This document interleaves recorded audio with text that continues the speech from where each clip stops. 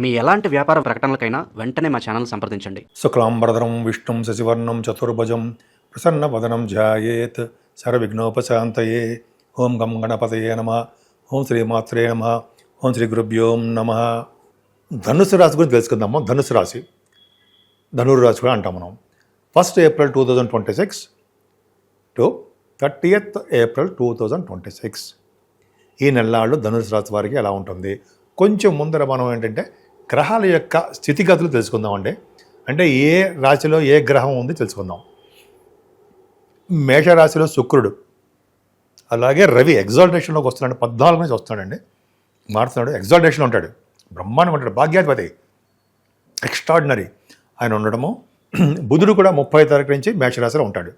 అలాగే శుక్రుడు వృషభంలోను, మిథున రాశిలో గురుడు, అలాగే కేతు సింహరాశిలోను, కుంభరాశిలో కుజ బుధ రాహువులు, మీనంలో కుజ శనులు, రవి బుధులు, రవి బుధ కుశనులు ఉన్నారు. మీనరాశులు తప్పు కదా. ఈ గ్రహాల యొక్క స్థితిగతులు అంటే ముఖ్యంగా కాలసర్పదోషంలో సవ్యకాల సర్పదోషం అంటాం. రాహుకేతుల మధ్యలో ప్లానెట్స్ ఉండిపోతే అది సవ్యకాల సర్పదోషం అంటాం. అందుకనే మనం చూడండి, కాళహస్తి వెళ్ళి పూజ చేయించుకుంటూ ఉంటాం కదా, ఈ ప్రభావం వల్లనే. సో కాళహస్తి వెళ్ళి పూజ చేయించుకోవడం వలన కూడా ధనురాశి వాళ్ళకి చాలా బాగుంటుంది. చివరిలో చెప్పుకుందాం, రాహుకేతు ప్రభావం ఉంది కాబట్టి కొద్దిగా చెప్పుకుందాం. సరేనండి, ఇప్పుడు మనం మీ రాశి గురించి తెలుసుకుందాం, ధనురాశి గురించి తెలుసుకుందాము. మీ రాశిని గురుడు చూడడం వలన సర్వ శుభాలు, సర్వ సౌఖ్యాలు కలుగుతూనే ఉంటాయి. ధన ప్రాప్తి కలుగుతుంది. మీరు కుటుంబ రీత్యా లేకపోతే మీ ఉన్నతమైన పదవులు అనుకోవడం కానీ ఉద్యోగ రీత్యా విదేశాలు వెళ్తారు. మీరు చదువుల కోసం విదేశాలు వెళ్తారు. ముఖ్యంగా స్పోర్ట్స్ అండి, మీరు స్పోర్ట్స్ బాగా ఆడుతున్నారు. స్పోర్ట్స్ రంగంలో మీరు ఉన్నతమైన రాణించడానికి, ధన ప్రాప్తి కలగడానికి విదేశాల్లో కూడా మీరు మీ యొక్క ఆటని ప్రదర్శించడానికి వెళ్ళబోతున్నారు. క్రికెట్ అవ్వచ్చు, ఏదైనా చెస్ అవ్వచ్చు, లాన్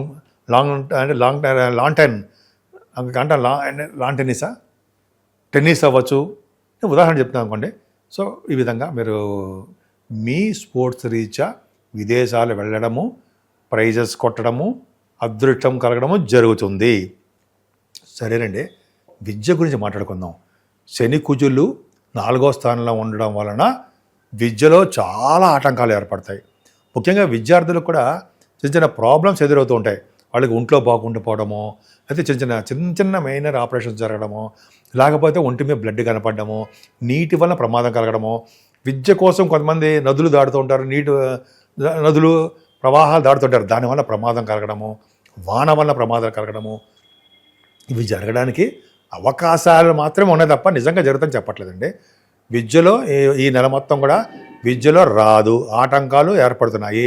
మీకు రిజల్ట్స్ వచ్చినా సరే, మీరు ఎగ్జామ్స్ రాస్తున్నారు కదా, రిజల్ట్స్ వస్తాయి ఏప్రిల్ మేలోనో. కానీ మీరు అనుకున్నంత స్థాయిలో మీరు సక్సెస్ కాలేకపోతారు, మార్కులు రావు. అంతేకాకుండా మీరు ఏదో అద్భుతంగా వచ్చేస్తుంది అనుకుంటారు, రావు, కొద్దిగా ప్రాబ్లమ్స్ వస్తాయి. కష్టపడి చదవండి. అందుకనే చదివితే మీకు ఖచ్చితంగా మీకు రాణించడానికి అవకాశం ఉంది. సరే, మీకు ఒక అబ్బాయి పుడతాడండి. సంతాన విషయంలో ఏమాత్రం ఇబ్బంది పడాల్సిన అవసరం లేదు.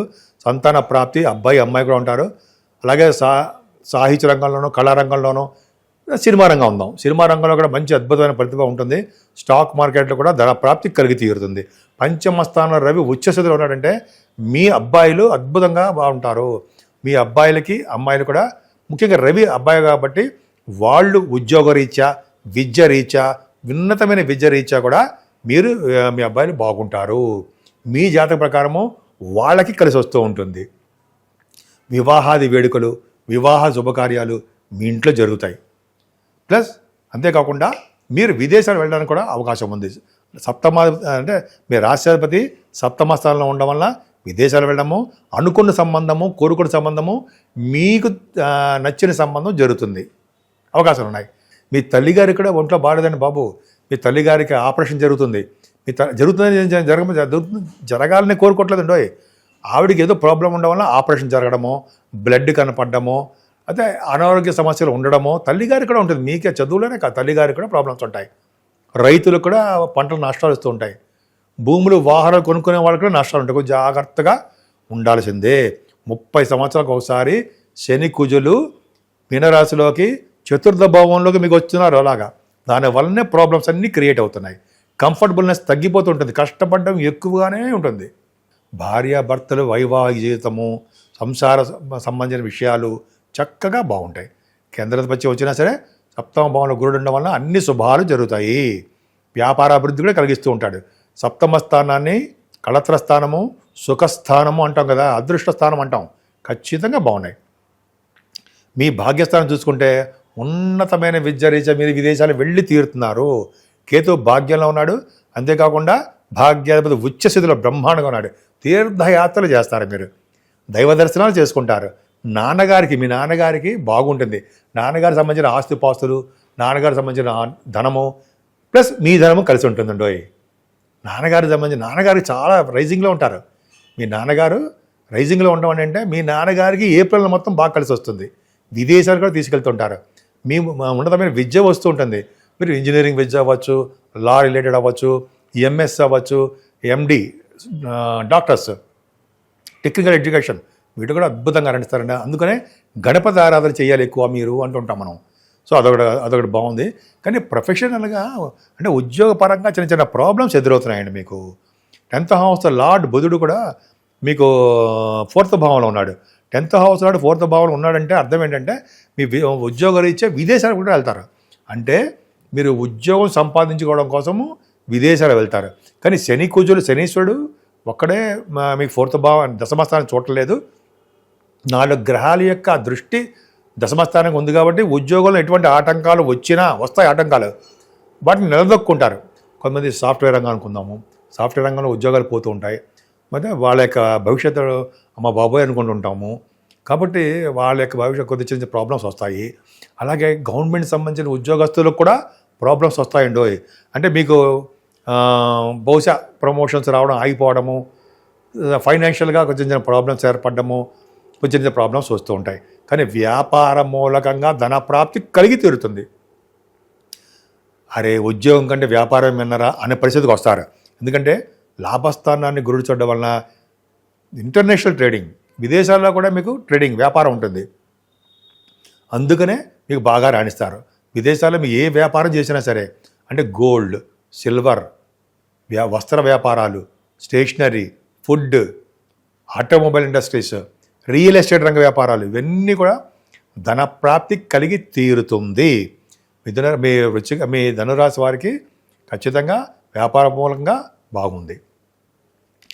అలాగే ఉద్యోగపరంగా కూడా ప్రాబ్లమ్స్ వస్తాయి, కొద్దిగా జాగ్రత్తగా ఉండాల్సిందే. సో మీకు ముఖ్యంగా మీరు ఏ దేవుని పూజిస్తే బాగుంటుంది, పరిష్కార మార్గాలు ఏంటి? ఫస్ట్ పాయింట్ గణపతి ఆరాధన.